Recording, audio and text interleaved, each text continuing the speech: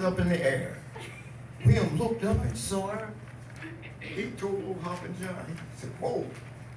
Dropped the reins right there, and Hoppin' John, that mule, he knew he better not move. And William, he went up, and he looked at Mama. He said, Mama? She put her hands on her hip. What's the matter? Well, she had tears coming down her eyes, rolling down her cheek. He said, Mama. She threw her hands up in the air, and she said to him, my little brother William now, he was right there behind. He come peeping around the side. Well, when Mama looked at you sideways, you better get back. She looked at him and he got back to the house.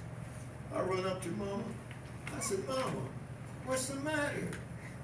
She looked at me. She said, James, that Crawford boy and that Alex Draper boy, they done went off and got themselves a coat of Union blue and a kepi, and he got a weapon, and they joined the fighting. They's in the United States Army. And I looked at her, she looked at me. Well, Mama knew what I was gonna do, and she put it on down the pipe. Said, go on, James, go on. She turned around, went back in the house. Let's give Mama a big hand. And Mama said, go on, James. I looked around, lickety split. Lickety split. I went running off. I went all the way down to Wilmington, looking for a place to where the soldiers was. And I saw these folks going into this place and coming out and standing in line. And the next thing I know, somebody marched them off. Well, they was all white boys, not little. I went over right there where the recruiter was. He looked at me and he laughed. I looked at him. He pointed to the door. And he said to me, he said, boy, I'll be 23 years old. He said, boy, get to stepping. This here be a white man's war. Pointed to the door and I left. Went outside, I'm standing there, scratching my head. I'm feeling so sad. And then I hear these quick steps. And I look. Come on. Right there. And here comes this tall drink of water. Good looking fella. Got muscles. And he come walking by me quick. I said, where you going, brother? He said, I'm going to join up. I said, what? And the next thing I know, he's right there, goes in the recruiter's office. Recruiter looks at him, gives him a piece of paper. He signs off on it, gives it back to the recruiter, and the next thing you know, he's in the Army. So he thought. He comes standing outside. He got a broom handle. The other guy's got a tree branch. And another one's standing there with a mop handle. But when the recruiter comes out and looks at him, he just laughs. And he said, get rid of that broom handle. Get rid of the mop handles. Throw him in the bush over there. He throws him in the bush, and the next thing you know, the drill sergeant march them off to the range. You can go back to your seat. March them off to the range so they can learn how to fight and shoot the gun. And the next thing you know, boom!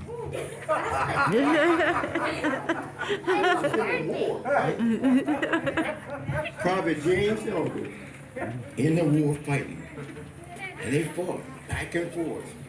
He fought in places in Virginia, fought in places in Florida. Some of those places was called like Milliken's Bend in Virginia, Darbytown Road. I heard that one. Down in Florida, way down in Florida, it was in the bush, in the brush. It was wet. A place called Old Lusty.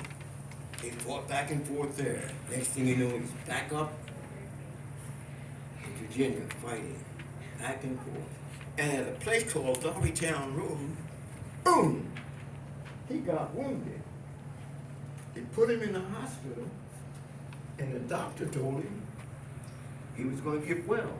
He took that long program, popped that slug out, passed it up, and told him to go home and get well. Well, by home he meant for him to go back to his unit, but Private Elwood couldn't read. He didn't explain it to him, so guess what he did? He went back home. He went home. Yeah. He went all the way home, and he was home when they come looking for him. He was out going down to Middletown. He was going to get his mother some sturgeon fish. That's a big old ugly fish, but it eats so good. He was going to get his mother some sturgeon fish, and he was looking around. He heard boogity, boogity, boogity. He looked. This fellow was on his horse. He looked down at him and he said, "Private Albert, you under arrest. Desertion." He threw up his hands. "I didn't desert." He said, "Come with me." Took him back to the judge. He was there with the judge. They were going to lock him up for a long time. The judge looked at the paper. He said, "Private Albert, can you read?" He said, "No." No. He said, "Can you write?" He said, "No." He said, "Then you don't know what this paper means." Private Albert shook his head.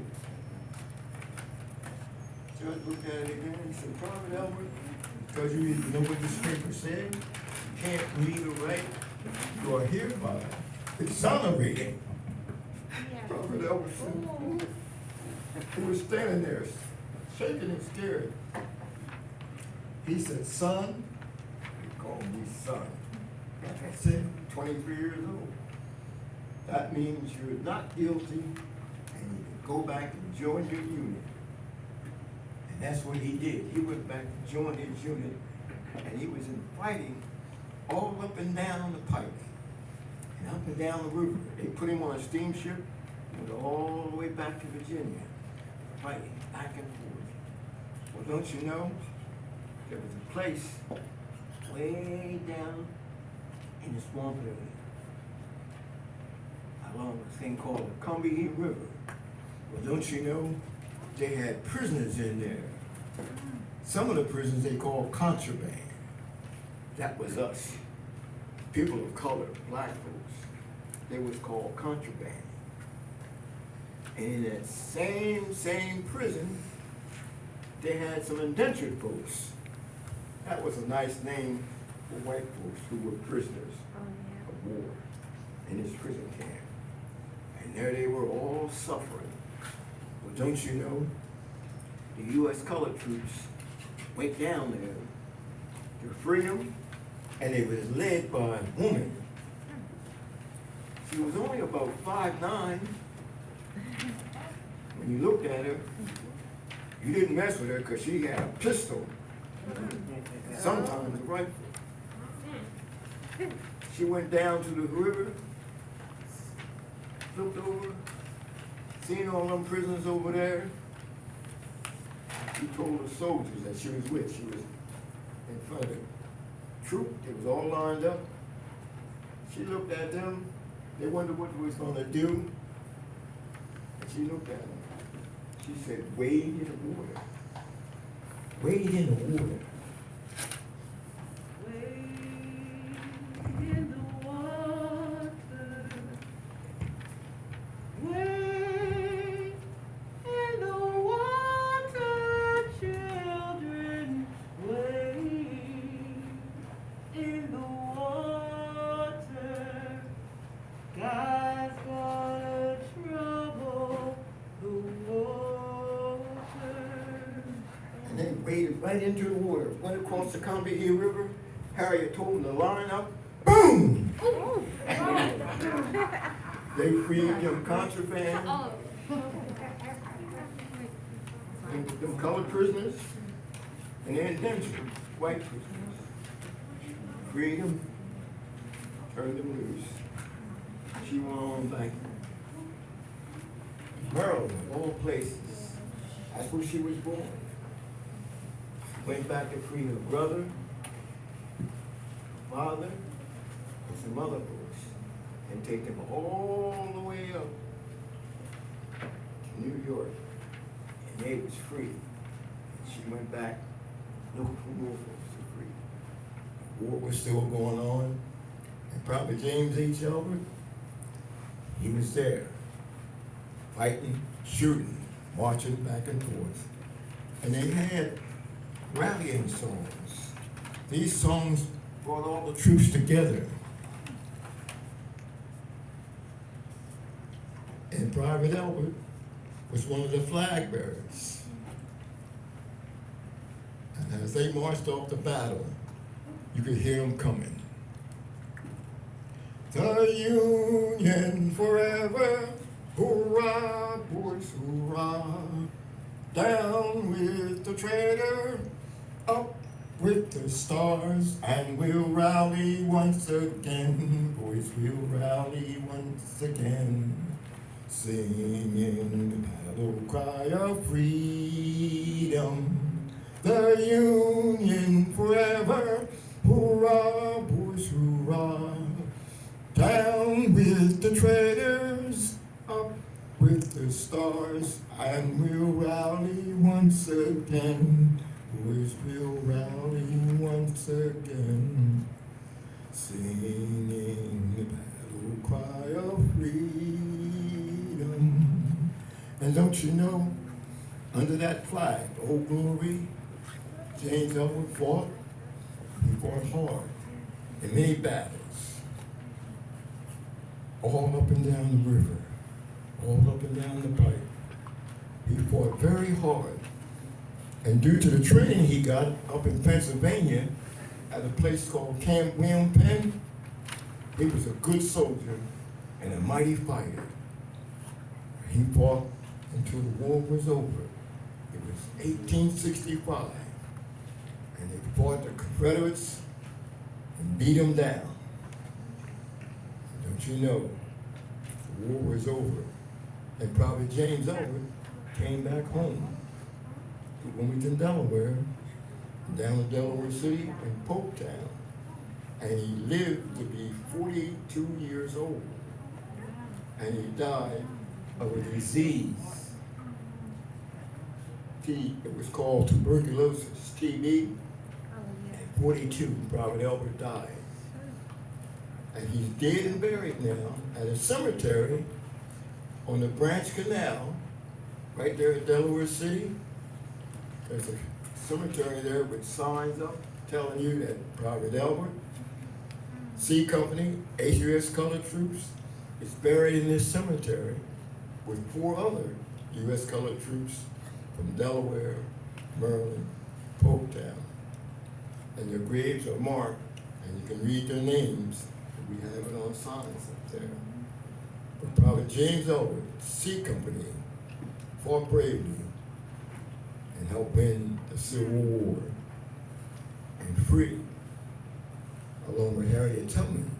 They freed 700 contraband and indentured, set them free, sent them home. So this Black History Month, we're honoring Harriet Tubman, Private James H. Albert, and the other 4 colored troops that are buried at the cemetery. And just remember, they did this for us. They fought and died and led us to freedom. The Union forever, hurrah, boys, hurrah. Down with the traitors, up with the stars, and we'll rally once again, boys, we'll rally once again, singing the battle cry of freedom. And remember, on the battlefield, leading folks to freedom, fighting for their freedom, just wasn't the guys like James Albert and his other colored troops. in those ranks, believe it or not, there were some females, and they weren't discovered until they were wounded. They brought them in to check them out by the doctor, or they went to bury her and found out she was somebody's darling. And once again, I salute them. Harriet Tubman, Prophet James H. Albert, and all those who fought for our freedom so we could be here and tell this story. I thank you, troops. You all looking good. Thank you, and have a happy Black History Month. Thank you. Thank you. Thank you.